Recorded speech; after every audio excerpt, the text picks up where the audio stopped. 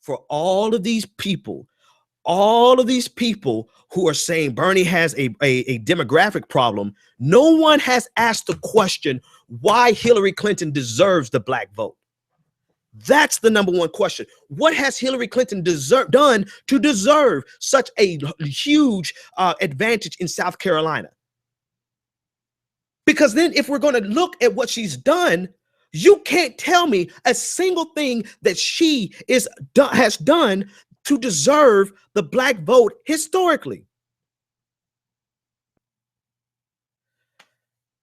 These are the types of things that we're talking about on the Sanders subreddit this week. We're on the Sanders subreddit. I want you to go over there and I want you to participate in these conversations, because we are going to have real conversations that nobody else is going to have. Nobody else is going to talk about the real disconnect between why it is even uncomfortable for black people to talk to white people about certain things. Hillary Clinton's camp, they're just going to exploit the fact that it's uncomfortable. At least over here, we're discussing about why there is an uncomfort and what we can do to overcome it so that we can see what we have in common and move forward. That's what we're doing on the Sanders subreddit this week. Go to my Twitter timeline. You'll see the link. Just go to the Sanders subreddit. You'll see it. Those conversations going on over there are important, because I would much rather be a part of a group of people who are having uncomfortable conversations to make progress than people who are exploiting uncomfortable conversations.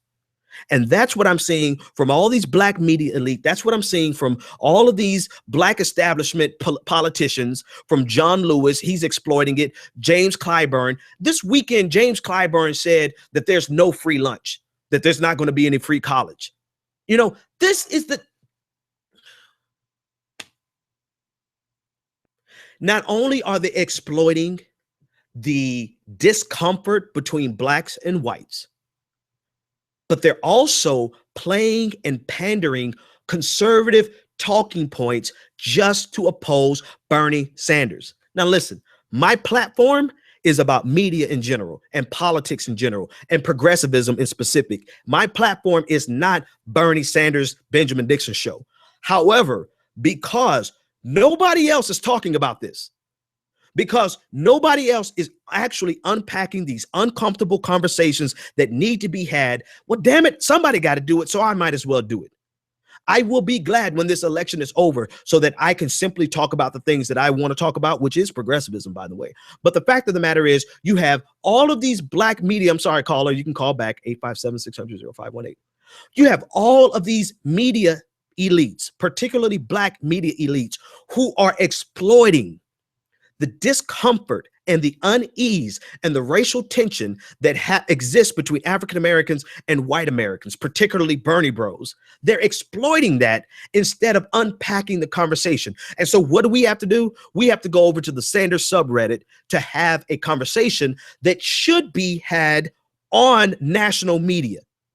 These conversations should be fostered by Joy-Ann Reid. These conversations should be fostered by Charles Blow. These conversations should be fostered by Jonathan Capehart and Goldie Tater and the rest of them.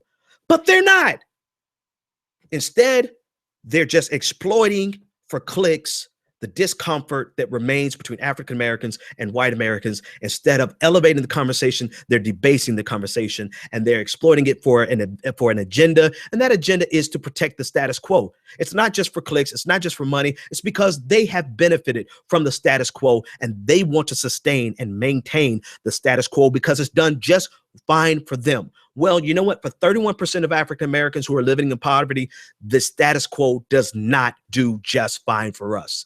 For the 51% of youth, of black youth who are unemployed, this status quo does not work fine just for us. For all of the people, black and white, who are born in poverty, who are destined to stay in poverty because of the status quo, this system does not work fine just for us. So I am sick and tired of these bourgeois.